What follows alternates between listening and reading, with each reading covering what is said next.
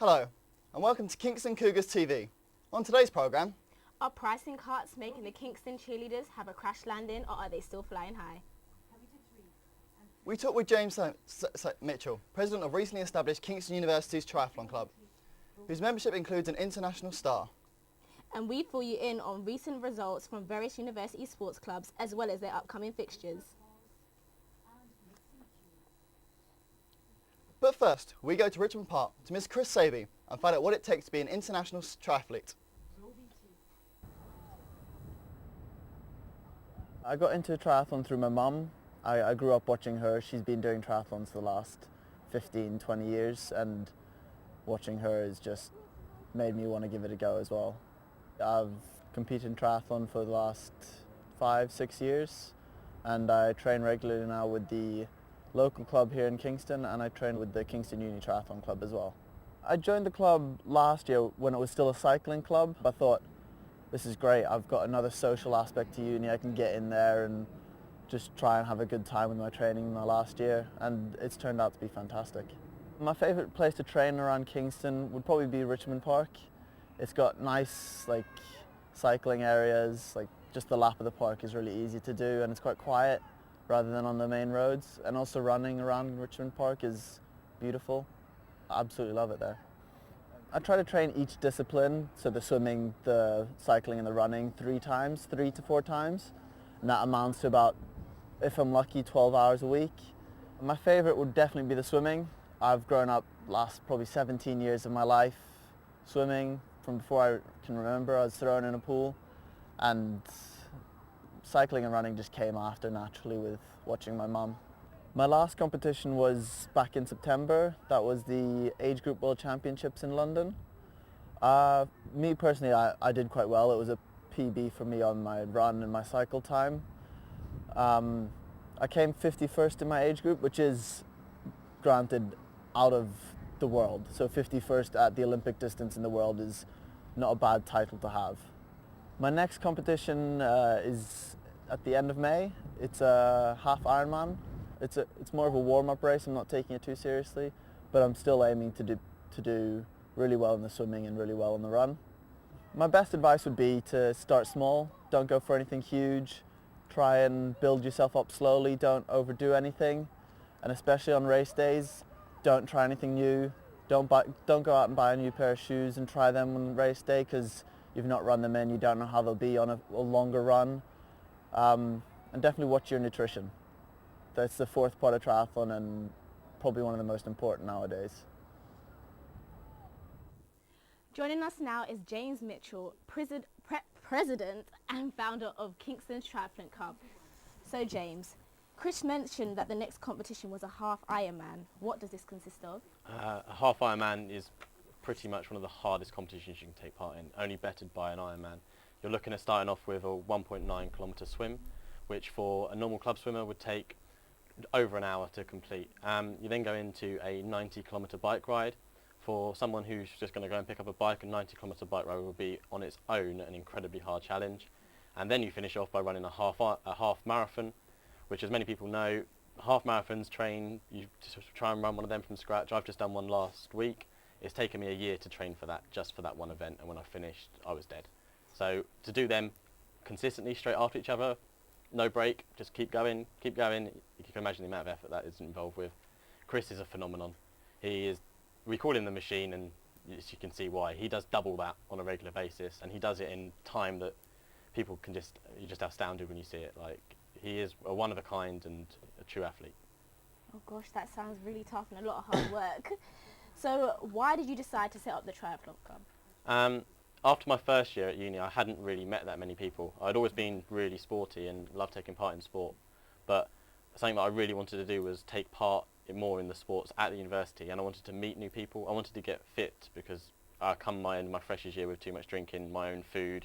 I wasn't in the best shape, and the mirror wasn't looking too kind. And the scales were about 100 kilograms, and it wasn't looking great. So I wanted to start it to get fitter. It was right after the Olympics, and I'd always been into cycling, so I went and bought a bike, went for a few runs. That's why I wanted to start. And so we've now been going 21 months, and I've now lost 25 kilograms in that time. So and I've just completed my first half marathon, so far it's a success. But that's why I want to start it, just to meet new people and to get fitter.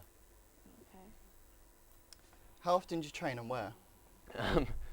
Training, well, depending on like who you are within the club, it depends on how many times you train. We split the club up into 3 different sectors, so we've got the swimming aspect, the cycling and the running, and you can train as little or as often as you like.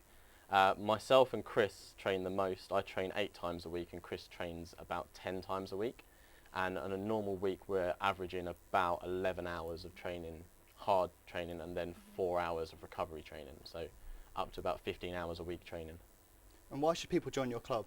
We are one of the most social clubs going. Like you can do anything you want. If you want to come for a swim for once a weekend, you know, it's a 2 hour, or you can come for 1 hour, just swim up and down and be as social as you like. If you come out of us on a Wednesday afternoon when we cycle, we literally just go around Richmond Park twice and then go to the pub. That's the idea of it. Is literally, it's just a ride to a pub with an excuse to talk to each other. But then you also have the opportunity to get fit and to like set yourself a challenge, and you'll always be pushed. Like when I started running, I ran 600 meters, fell over and needed to lie down to take a rest. And then like last weekend I've obviously completed my first half marathon. The progress that you make is insane, and it's one of the clubs that we're really supportive no matter what level you're at, whereas in a team sport you'll go in, you'll take a trial. If you're not good enough for the first, you'll go into the seconds. If you make a mistake for the seconds, you'll be in the thirds. For us it's not that. You compete against yourself and how good you can be. It's all about self-improvement and what you want to do. So I would say that at the university we are the only club that is really in that situation.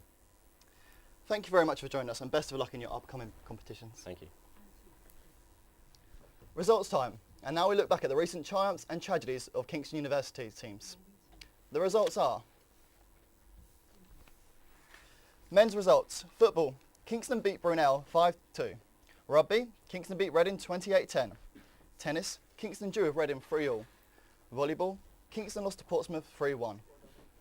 For the ladies' results, lacrosse, Kingston lost 23-8 against Portsmouth. Hockey, Kingston won against Brighton 2-0. Badminton, Kingston was a walkover against St Bart's. And for basketball, Kingston beat Chichester 77-57. Kingston is well known for its award-winning cheerleading squad. Joining us now in the studio is Bradley Cornell, who is the only male member of the cheerleading team. So what made you want to get into cheerleading? Well, all of my friends do cheerleading because I study dance at university. So cheerleading is kind of like, for me, like an added step onto, like, to progress as like like athlete. So cheerleading, I always thought that looks fun, sounds fun. Like all my friends were there, and I was like, do you know what? Why not give it a go? Because you know it's fun. And that's what uni should be about. And I thought, why not join a society that's fun and they have loads of socials, and it just seemed fun. So is it challenging being the only male in the team? And well, it's funny like that question because people always ask me that, being like the only male there, but I've always been the only male, like because I do dance, so I'm always the only male who dances on my teams anyway. So to me, it's not anything different. And to be fair, I prefer it that way, having just me, no one to compete against. I just look at the girls and think, well, I don't have to compete with those. I have to compete with my own thing, like just being the only guy. So it's fine. A recent article published in the CBS News highlighted the attempts of several people to get cheerleading, pole dancing and sheep shearing into Olympics. Do you think these qualify as sports? I think, like, I can't speak for the other two, but for cheerleading, I definitely think that it is a sport. If you've seen, I don't know whether you've seen, like, Smoeds, who are an American cheerleading team, they are so hardcore that it takes a certain amount of athletes to be able to do it. And it's not one of these things that you can just say, right, I'm going to go to and have fun. Because we compete. There's 2 types of cheerleading. One is where you'll support, like, a football team or a rugby team, and then 2 is competing. And we compete, and I don't think it's for everyone, so you do have to have a skill, and I think it should be in the Olympics. Thank you very much, Bradley, and good luck with your future competitions. Thank you. Recently, Kingston has to deal with massive cuts to funding, the brunt of which fell on the university's sports clubs and societies. Last week, our very own Shakira Fletcher went to visit Kingston cheerleading squad to ask how the cuts have affected their performance. Some would think that being a cheerleader consists of cartwheels and pom-poms, but to be the best of the best, you must be able to do scary high vertical leaps and breathtaking stunts that could potentially break bones. Today I'll be sitting in on Kingston University's cheerleading team as they prepare for competitions, but I will see what it takes to be a part of the elite team. But with news surfacing that there has been a lack of funding, has this really affected them? Without the right amount of funding, they won't be able to get the right equipment, as they do very dangerous stunts. The lack of funding means that we don't have a tumble track, which means we can't practice the more advanced gymnastics. As a level 3 team, cheerleading has different levels, so in order for us to get to a higher level and progress as a team, we need the right facilities. It's really annoying because we don't have the right mass, and that means we can't do tumbles. That means when we're doing jumps, they're not as high. We don't have the full practice. When we get to competition and we're doing it on the sprung floor, it's completely different and it really puts everyone off. However, despite the lack of equipment, this still hasn't stopped them from being two-time national champions. Yeah, we've won quite a lot over the last 3 years, but since I've been here, we've won first and second at most competitions, third at some.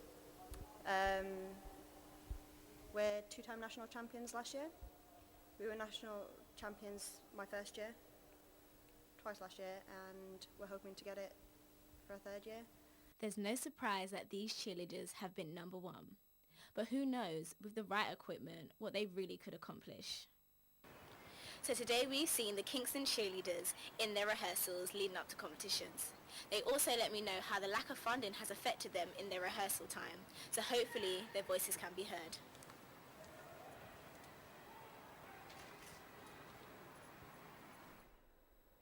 That's all we have time for this week. Next week we'll look at Kingston University's American football team and its women's basketball team. Thank you for tuning in. Before we let you go, Bradley has kindly agreed to show you some of his moves, and see you next week.